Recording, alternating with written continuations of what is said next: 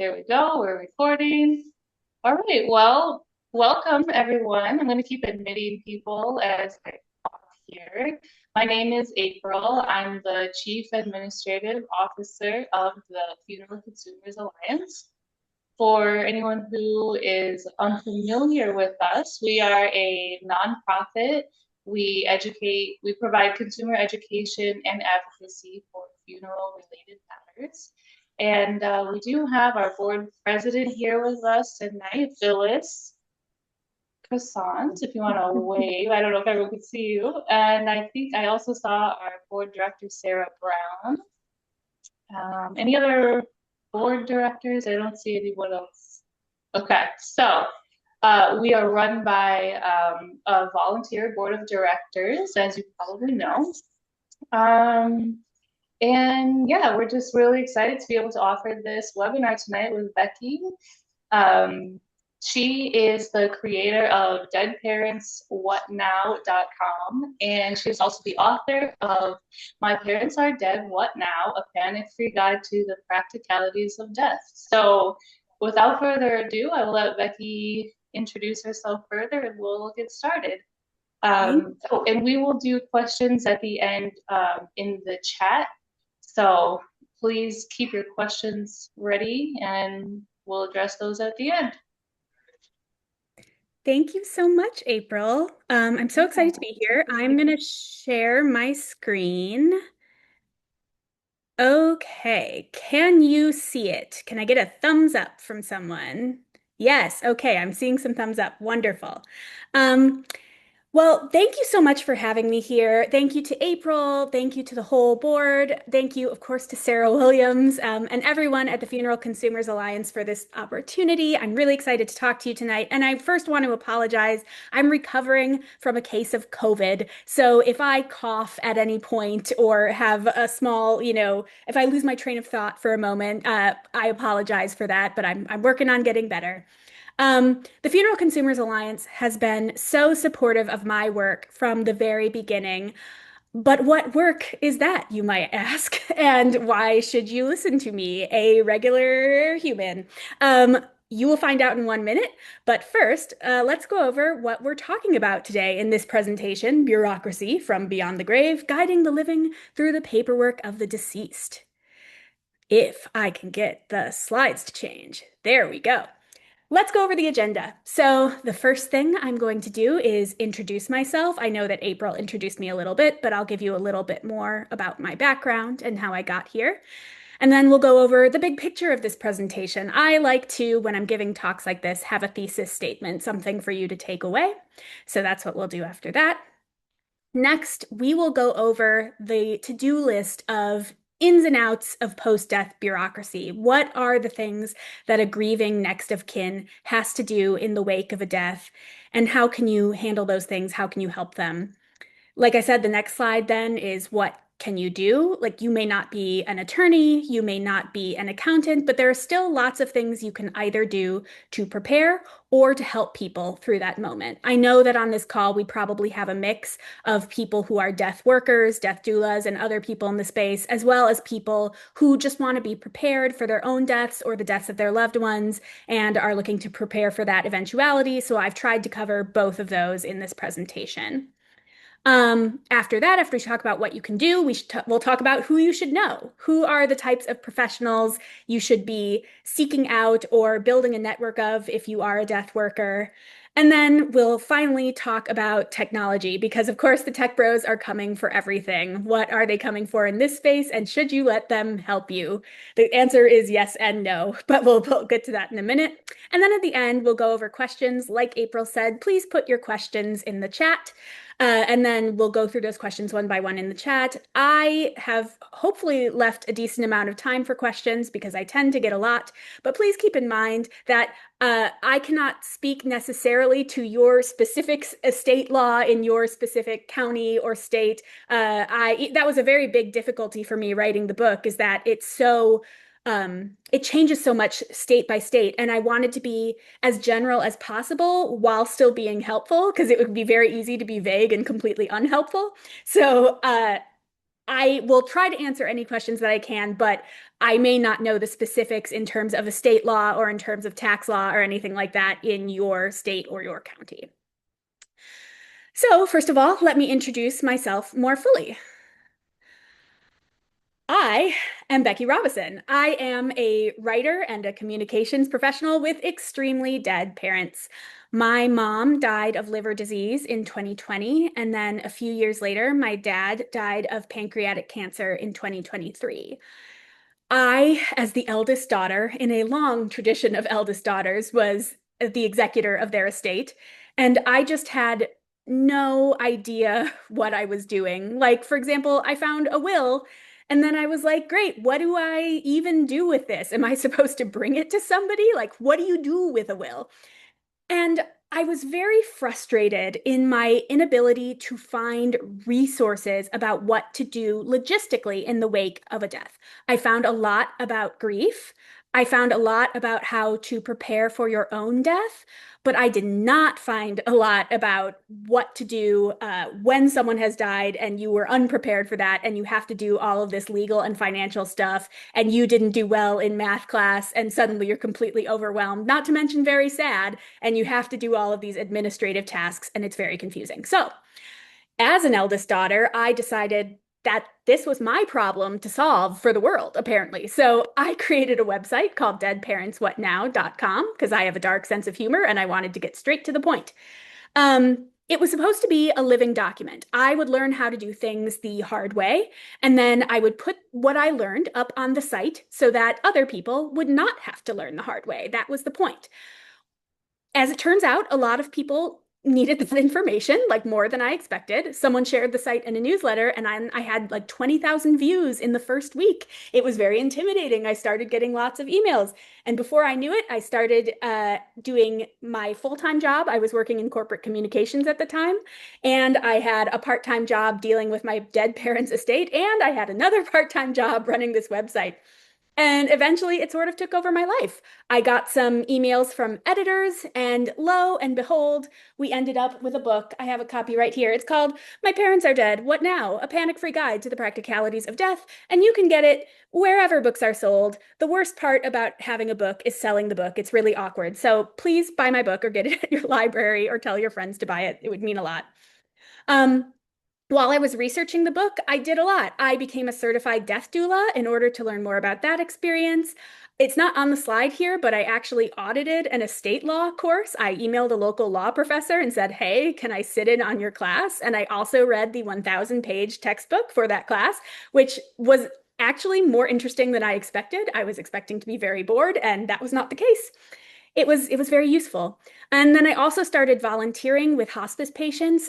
Here in Louisville, Kentucky, where I live, we have Hildegard House. It's the only comfort care home in the state of Kentucky where hospice patients who need hospice care but don't have any place to live while they receive that care can go to live while they receive that treatment. So I volunteer there once a week and work with those folks, and it is honestly a highlight of my week. Very nice, typically very quiet. I have a great time working with the other volunteers. So I do all of that, but I should say that I am not a lawyer, so I cannot give you any formal legal advice. And I am not an accountant, so I cannot give you any formal financial advice. Caveat there, please don't sue me. I am not one of those. I am a writer with dead parents who has done a lot of research. I am sort of turning my life into being a death educator and consultant, just throwing spaghetti at the wall, trying to see how this works. So right now I'm doing a lot of educational stuff like this, and I'm really excited to talk to you. I am also really good at karaoke. So if we are ever in town at the same time and you want to hang out at the local karaoke bar, I will sing with you. I am happy to do that. So as you can see, I came to the death and dying space from death's aftermath, and that's not unusual. I meet a lot of people who get interested in this stuff, professional or otherwise, because they've lost a loved one. That happens, and suddenly they want to learn more about the death positive movement, or they even want to become a death doula or get involved working in that space because they've lost a loved one and they know what that experience is like.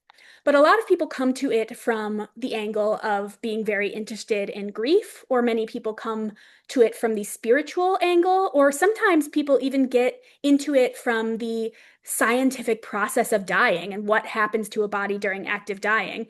And all that is fine. All that is really interesting. But that is not how I came to this space specifically. And I do think that focusing on all of that, while it's important, it means that we are missing something. The thing that we're missing is that grief is obvious, but paperwork is not obvious. When my parents died, I expected to grieve. I was ready for my grief. I knew that I would probably be sad and cry. I knew that I might not want to talk to people, or perhaps I would only want to talk to people, that I wouldn't want to work. I was ready for the grief. I was ready for the emotional stuff. I did not expect the level of paperwork at all. That is what turned my whole life upside down. That is what made me focus on death and dying. Other people come to it for the dying process. I feel like I came to it kind of backwards from the paperwork and logistical side of things. That's how I got interested in death and dying and how we deal with that in the world and in society. And I think the paperwork can be really intimidating for people, including and maybe especially people who take an interest in death and dying for other reasons, because you don't feel qualified to help. And if it happens to you, like when someone in your life dies, I can say from experience, I did not feel qualified to do this at all. I didn't know anything about law. I didn't know anything about finances. I didn't even have an accountant. Like I had used TurboTax my whole life. I didn't know how any of this stuff worked. I was really intimidated and I had no idea what to do or where to start. But the fact is, if I can learn this stuff, if like the math student who could never deal with math class can learn this stuff, you can too. Anyone can learn this. And there are actually lots of things you can do to help or to prepare in advance, even for the stuff, the logistical aspects that come after a death. So, I think whether you're a death worker or you're someone who's dealing with death directly in your life, managing anxiety is probably a big focus for you, of course. You are anxious about that loss. You're anxious about what's going to become of your life now that this person is no longer in it. But also, bureaucracy only adds to that anxiety. You are grieving, and now you have to do all of this stuff for which you feel completely unqualified. This is why I think we need to address this and learn about this and tackle it in advance, and not just the pre-death bureaucracy. I hear a lot of people talk about power of attorney forms and advanced healthcare directives. That is wonderful. You should absolutely make those. I love to help people make those. I hold office hours here in Louisville to help people make them and get them sorted out. Wonderful to do that stuff. But there's a lot more bureaucracy, I would say, that comes after the death. And a lot of the stuff you can either learn about so that you're prepared for it in advance, and some of it you can even do in advance, or at least start contacting professionals who can help you in advance. So, for example, there's so much a grieving next of kin has to accomplish after a loved one has died. Because of this particular crowd, you may know some of this stuff already, but I will go through it briefly. So you have to obtain death certificates and then obtain more death certificates. So you probably know, or you may know, that after a loved one dies, you get those death certificates by filling out a lot of detailed information for the funeral home or crematorium that you're using. And then they will submit that information to the state in order to obtain the death certificates for you. And it's complicated because there's a lot of information on those forms that you may not know offhand, like your parents' mother's maiden name or stuff, things that you would need to find on a birth certificate, assuming you have that. And you need to make sure you fill in the information correctly, which when you're grieving may not be super easy to do. For example, my parents were snowbirding at the time they died. They had a condo in Wisconsin and a condo in Florida. My dad died in Wisconsin. So when I was filling out the stuff for the funeral home, I put his Wisconsin address, which as it turns out was not his legal address. So I had to pay to have those forms redone with the correct legal address on them. It was not easy. And then, of course, your funeral home may give you one, two, five death certificates to close out everything in an account. You're going to need way more death certificates than that. The cell phone company is going to want a death certificate. If you want to close an account on Facebook, often they want a death certificate, and they're not going to give it back to you. Like you're going to send that form that you paid for off, and it's very unlikely that they're going to send it back to you. So you're probably going to need to obtain more death certificates, which you can get from the funeral home you got them from originally, or you can get them from the county clerk's office or whatever state office issued those forms. It'll usually say at the top of the certificate. But you don't know that. Like nobody knows that until it happens to them. So it's good to learn about how that works in advance. When someone dies, if there is a will, you have to register that will with the local probate court, specifically where the probate court where the dead person died. So, for example, I live in Kentucky, but I wasn't using this probate court. My dad, died. His legal address was in Florida, so I had to go through probate court in Florida. Um, so you have to register the will with that probate court. So you have to know where that probate court is. You have to know to bring it to a probate court in the first place. If there's no will, you have to petition the court to become the personal administrator of that estate, which is essentially like an executor if there is no will. Or there might be a living trust, which will keep you out of probate court, theoretically, as long as they've remembered to put everything in the trust. My parents actually did have a living trust, so that kept us out of probate court for the most part. But the reason I know about going through probate court in Florida is that they didn't put everything in the living trust. So I had to go through probate court to get those items into the trust. And then, of course, if there is a livings trust, you also, as the successor trustee, as the person who's taking over, have to sign the acceptance of trust, which my dad's lawyer did not tell me at all. So for months, I was working as the trustee without having signed an acceptance of trust. This worked out because my sister and I get along and no one was challenging me. But if my sister hated me, we could have gotten into some real trouble in that situation. But you have to know to do that. I didn't know to do that. A lot of people don't know how to do that. And then if the state is very small, if not a lot of money and property and other assets are left, you can file either for summary probate, which is a simpler probate process, or a small estate affidavit will get you out of probate entirely, if the estate is small enough. And that limit is different for every single state. So, but again, like a lot of people don't know this. They have no idea that that's even an option. So, to know that that's an option, usually what you do is hire an estate attorney, but this is more intimidating than it seems. It may not be for you, but for me, when my parents died, when my dad died, I was 35, just a little 35-year-old baby. I had never hardly talked to a lawyer. I did not have a lawyer. I did not know how to hire a lawyer. So that is something that you have to figure out how to do. And I didn't know if I was going to be on the hook for paying them. Now, as it turns out, you pay them from the deceased person's estate, but I didn't know that at the time, so I was a little worried about that. You're accessing bank accounts and other financial accounts. Again, if you are bad at math, that can be a little stressful. You have to claim any life insurance policies if those are out there. I worked at a life insurance company at the time my parents died, so I was a little bit more, or I worked at an insurance company rather, so I was a little bit more familiar with the claim process. But this is something that not a lot of people are necessarily familiar how to do. You have to close the estate's remaining accounts and pay all their bills with the money from the estate. You do not inherit that dead person's debt unless you were perhaps married and owned joint property or you had co-signed a loan with them, something like that. But for the most part, that money is coming from the estate, not from your own personal money.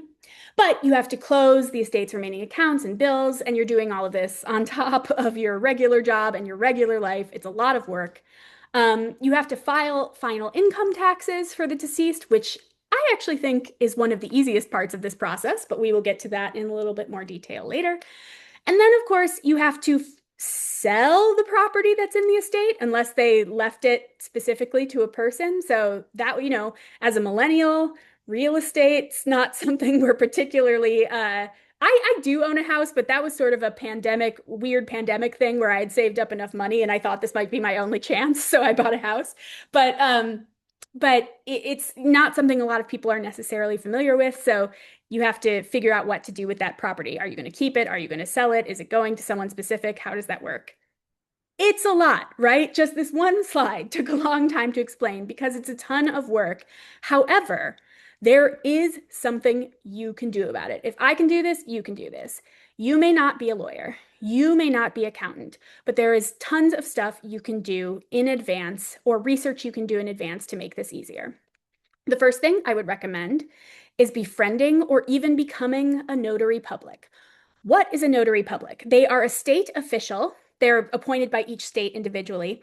They are a state official whose job it is when you're signing important documents, they sit there and make sure that you are really who you say you are by checking your ID, and also ensure that you're not being forced to sign that document. So, when I was settling my parents' estate, I suddenly realized, oh no, I have to find a notary public for like one out of every five of these forms. I was going to find so many different notaries. It was a huge pain. So I decided to become a notary public in the state of Kentucky. Not that I can notarize my own stuff, that would be illegal, but I thought it might help, saving my friends the trouble. When my friends need something notarized, I say, buy me a coffee, buy me a beer, I'll notarize that document from you so you don't have to find somebody else to do it. But you are going to have to find a notary at some point in this process, so you might as well familiarize yourself with where the notaries are near you. You may know more than you think. There may be a weirdo who became a notary so their friends would buy them a beer. But also, you can usually find one at your bank. UPS stores often have notaries on staff, although you got to be careful with that. There are certain legal documents that they are unwilling to notarize because they're bonded. Like the corporation UPS usually bonds those notaries, so they may not be willing to back certain legal documents. They don't want to take the risk of, actually being the one who notarizes that. There are also lots of, private notaries who just work on their own. There are many who will even come to your house. So if you do a search for notaries in your area, that should be good enough. But it's something to think about in advance. Who is this notary that you're going to use? Many lawyers' offices have them too. You should also educate yourself about local estate law where either where you live if you're concerned about your own upcoming death, or where this person you are concerned about dying, where they live.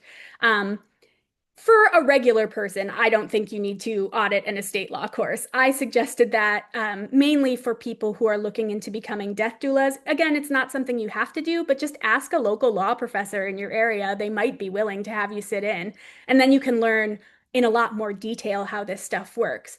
But even if you're not going that far, which I think the average person would not need to do, you can still educate yourself about how estate law specifically works in your state. Does stuff get handed down per stirpes or per capita? Those are fun terms you can learn, or just different things like that. You can learn about the basics of how it works in your state. You can learn about the timelines, like how long do creditors have to make claims on this estate in this specific state or county where you live. That is something you can research about your local area. So it's a good idea to familiarize yourself with those nuances of estate law. Similarly, you're going to want to educate yourself about local tax law, either where you live or where this person you're concerned about dying lives. Now, this is where I want to come again and say, tax law, in this regard, I think is a lot easier than people are expecting, or in terms of how to pay a dead person's taxes. Our government has decided upon a very thorough system where the way you pay a dead person's taxes is by filing their income taxes the normal way and then writing deceased and the date of death at the top of the form. That is like the real system. That's how you do it. But you can also do that through TurboTax or another tax software. If you're worried about it, it's a good idea to hire an accountant just so they're not, missing any nuances of that state's tax law, but it's a lot simpler than you think. It literally is just normal filing of income taxes and then writing deceased and the date of death at the top of the form. Similarly, I think people get really worried about estate and inheritance taxes. Just so you know, there is no federal inheritance tax, so that does not exist. There is a federal estate tax if your estate is worth at least $13 million or more. So if you have $13 million or more than that, you should worry about a federal estate tax. But if you don't have to worry about that. Something nobody's ever going to, pretty much most people in the country are never going to have to worry about federal estate tax. Now, there are certain states that do have their own individual inheritance taxes or estate taxes. However, it's worth noting that most of those states give exceptions to people who are immediate family members. So if you're like a spouse or a child, it's significantly less likely, at least, that you're going to have to pay those inheritance or estate taxes. And they're also graduated. So depending on how much money the estate is worth or the inheritance is worth, you would be paying more in tax. So if you inherit like $500 and you're in a state where they do have an inheritance tax, you're probably going to be paying little to no tax on that. Whereas if you inherit like $13 million, that might be a higher tax. But again, it's worth doing the research to figure out what the inheritance and estate law or estate tax laws are in your state. Then you can do a lot simpler things, right? You can go through, you're going to send out this presentation, so you'll have the slide. You can go through that checklist on that slide I had earlier and make a checklist of the things you're going to have to do or your next of kin is going to have to do to prepare that for them in advance so they know. When my parents died, I simply had no idea what my next steps should be. You can show them what their next step should be by making a nice little checklist for them. Similarly, if you're a death worker, you can offer to attend meetings with next of kin or sit with them as they complete estate tasks online or via speakerphone. Sometimes if you're doing something like negotiating with a creditor, it can be really helpful to have a friend who's more confident than you sit with you on speakerphone to make sure that you're not forgetting anything with your grief brain or that you are feeling confident as you speak to and negotiate with these people who are probably trying to counter negotiate against you. It can be really nice to have a friend sitting with you there during those conversations, whether that is a death worker that you've hired or whether that is just a friend or a loved one who's sitting with you during that time and helping you out. You can also help next of kin or help your kids or whoever start getting their own affairs in order. This is a long process, a long chain of estate law, right? So once you inherit stuff or once you're doing this for someone else, you've got to start thinking, what am I going to do for my next of kin? As a younger person whose parents died when I was relatively young, that was really not something I had thought about at all. And then when I began going through this process for my own parents, I suddenly realized, oh, I need to have a will. I need to make a power of attorney. I need to make an advanced healthcare directive. I need to start planning for all this stuff so I don't leave a burden to my sister, to my friends, whoever. So, yeah, you can start helping next of kin, kids, whoever, friends, get their own affairs in order. This is something you can do. Now, that's what you need to do. Who do you need to know? And here is where I start making charmingly outdated references because even though Sarah Williams was like, oh, you're a young person, hopefully more young people will come to this call, I decided to talk about Rolodexes, which nobody uses anymore. Like I remember my dad having one in his office when I was little. But don't worry, because on the next line, I talk about speed dial, which again, no one uses anymore. But the point is, let's just skip those terms. Who do you need to know? Who should you look into hiring beforehand or suggesting to your kids or next of kin that they should hire, that sort of thing. You should know the locations and contact information for the following: your local probate court, either where you live or where the person you're concerned about dying, where they live. You should learn about where that probate court is, what is their phone number, what is their email address, what is their address, how can you get in touch with them, how do you go to them. Similarly, local county clerk's offices, that can be helpful in terms of getting death certificates or other estate-related documents.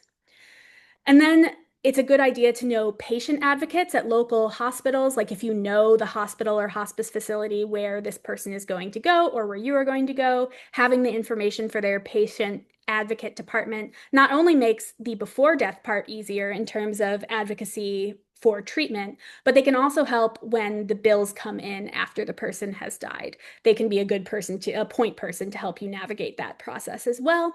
So it's a good idea.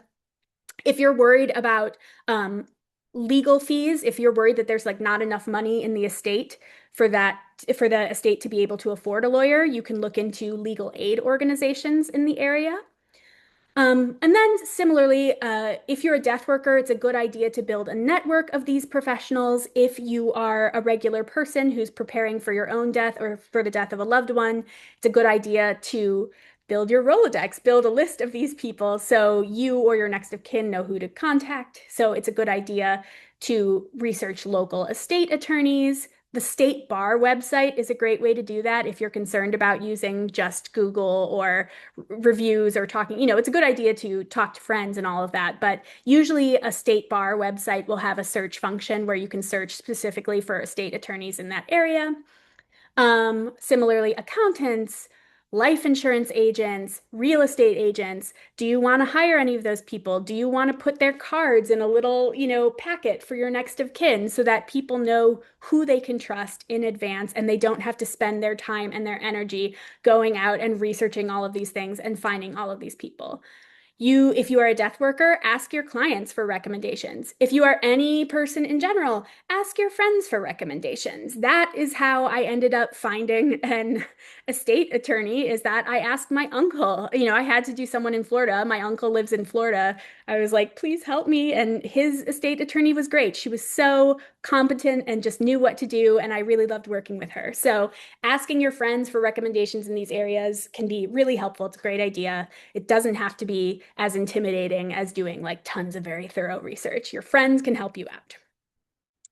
And then let me make another outdated reference for you. Clippy. Do you remember Clippy, that Microsoft Word paperclip that annoyed everyone so much in the early 2000s that Microsoft had to do away with him? I sure do. Um, I find that most modern AI assistants are equally, if not more irritating than Clippy, but they are everywhere, telling me that they can help me write an email that I already know how to write. But the tech bros not only are here for your email, they are here to help with your post-death bureaucracy. Should you let them help?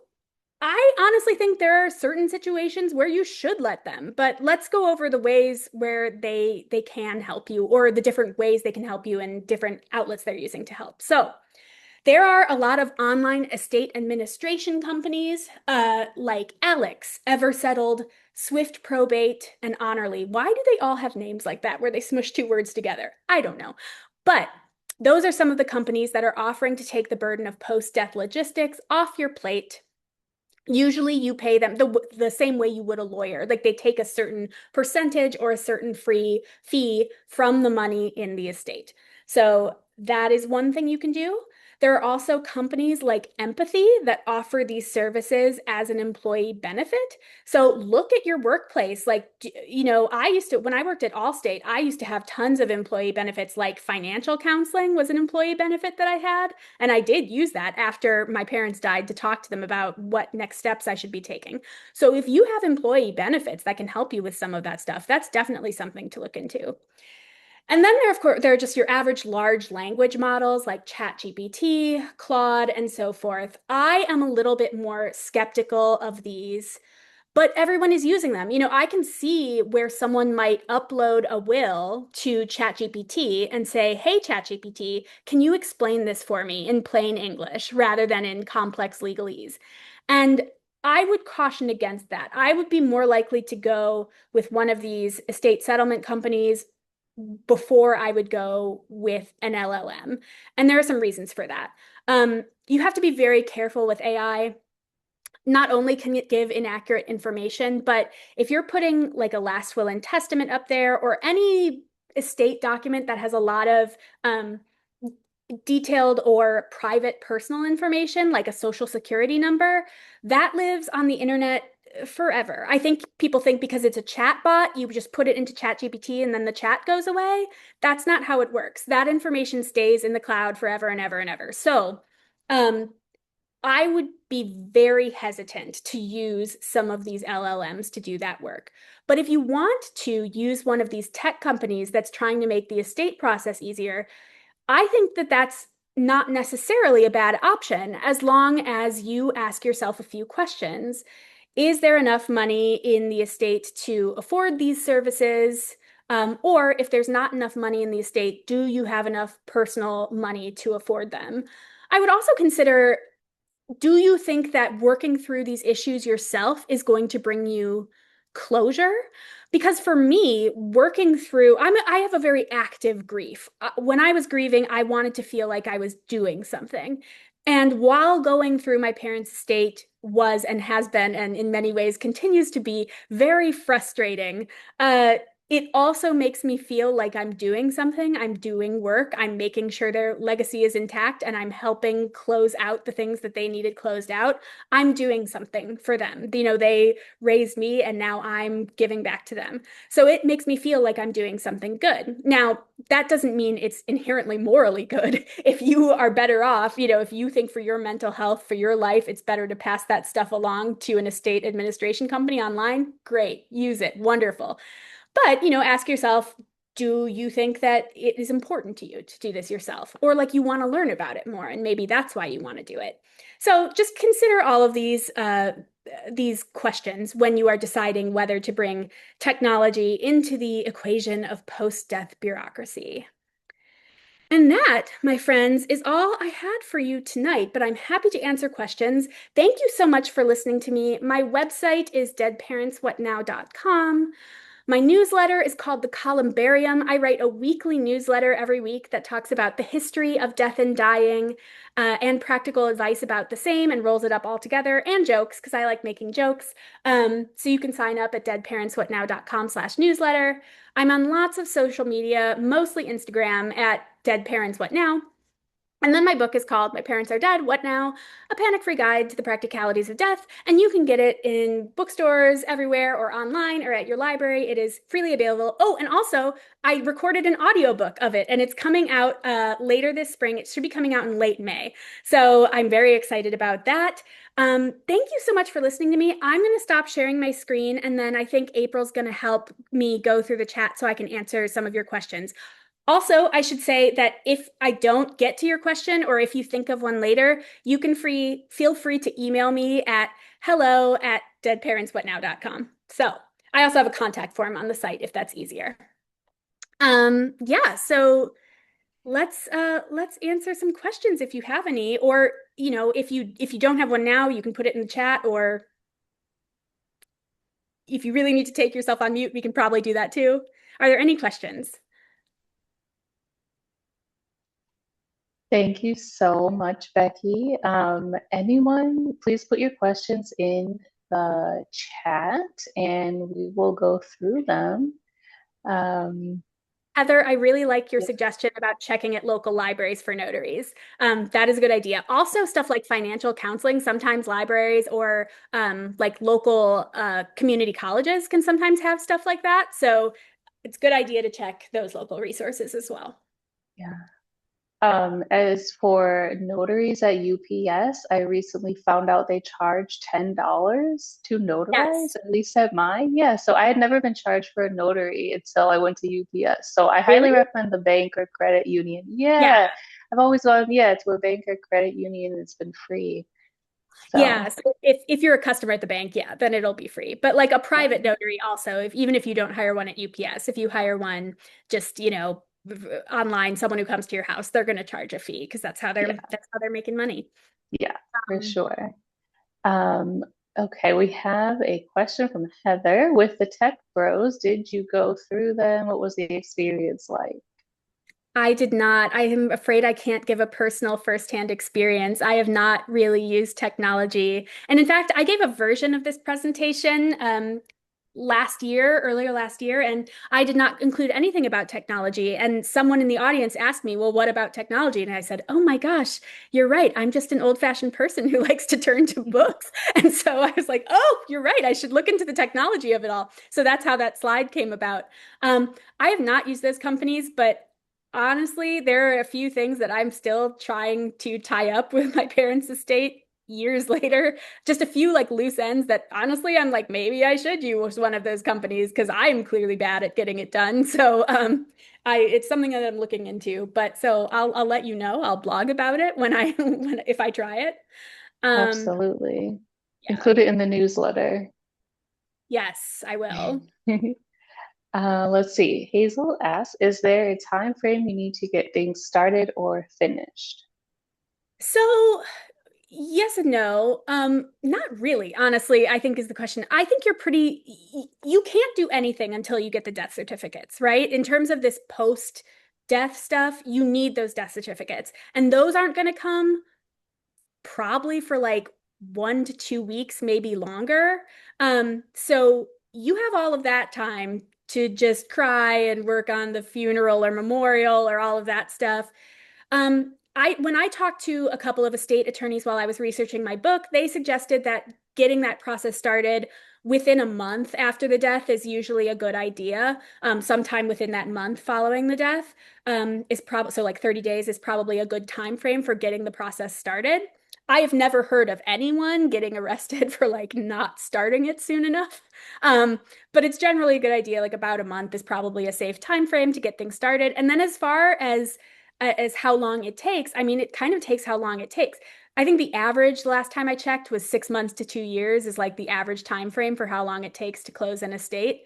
But if it was an especially complex estate, it may take longer. If it was a really simple estate, it may take less time. If there's a trust, there may be a reason that the trust needs to go longer. Like the terms of the trust may say, oh, you have to distribute this amount of money to the beneficiaries for this amount of years. So it kind of depends on the situation. But yeah, I think typically 6 months to 2 years is the usual time frame for how long it takes to close out an estate. And my dad died in 2023. Most of it is done, but there's like a few weird little things that are outstanding that are just permanently on my plate. So maybe the tech bros can help. I don't know. Mhm. Valerie said sometimes you require a signature guarantee, and that is more difficult to acquire. Do you Yes, have yeah. experience with that? I have so much experience with the medallion signature guarantee. So this is something that you probably need on certain financial documents, especially if stocks or bonds or mutual funds are involved. Um, it basically in the 19 I researched the history of this. In the 1990s, the SEC decided that they were too cool for notaries. They were like, we're going to make this more complicated for people. A medallion signature guarantee is basically the same thing as a notary stamp. You just can't get it from a notary. Usually you can get it from your bank. If you're the customer of that bank, they probably won't charge you to get one. But if you're not the customer of that bank, they might charge you.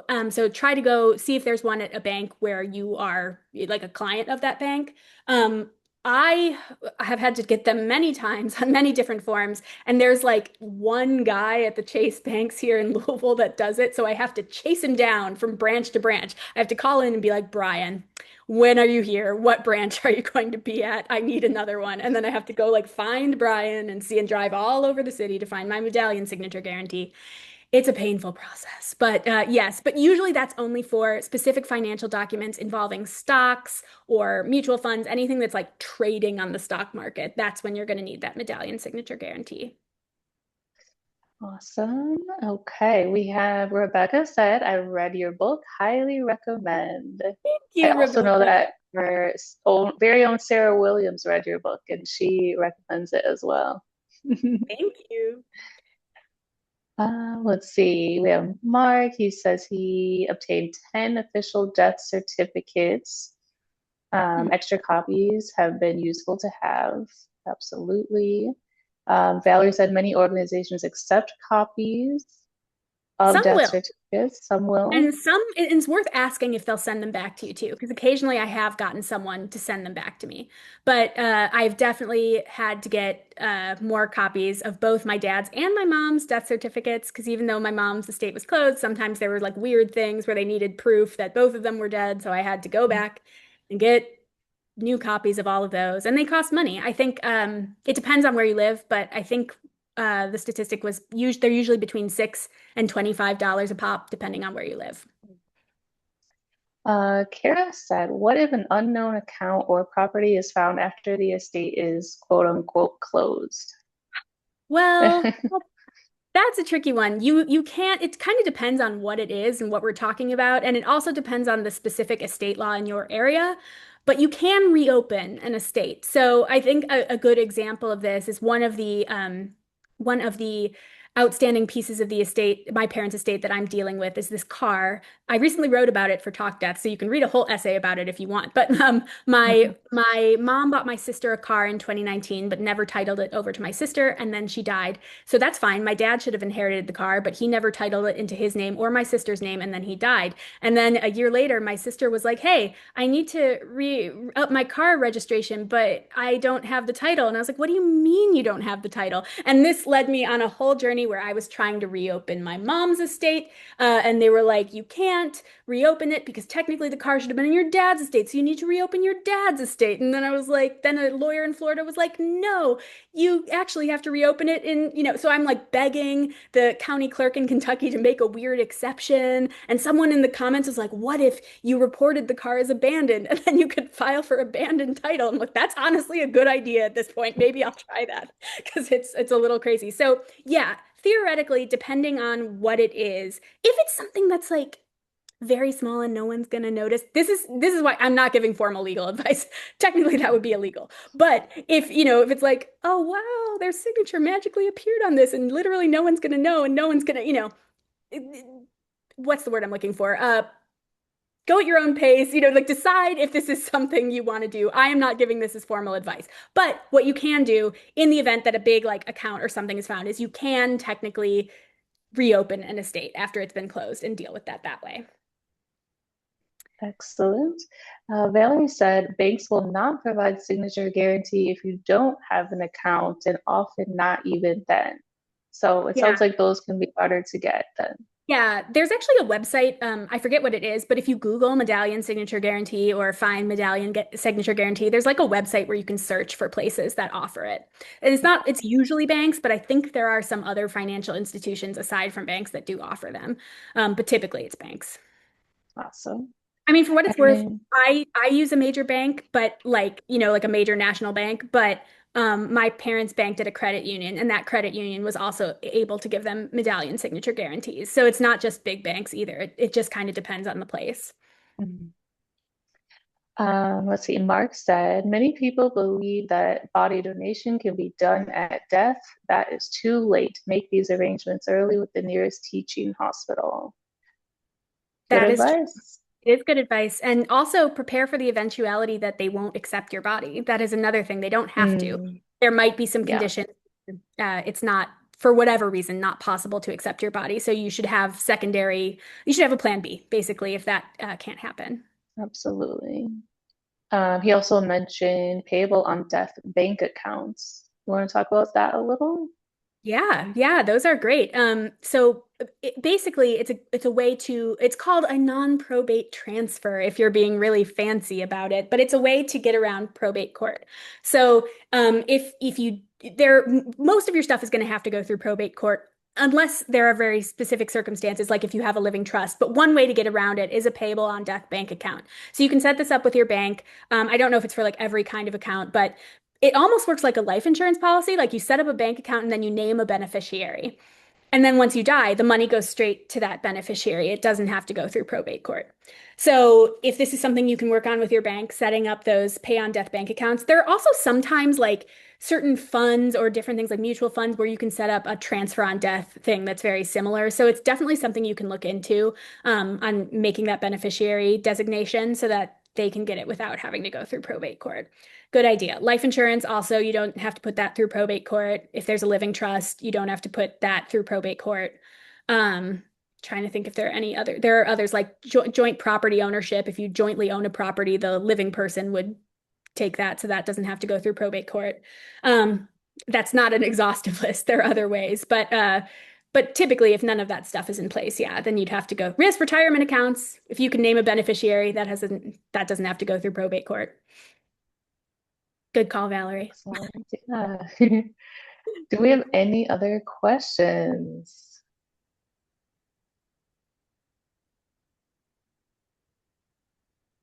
Nope. Looks good.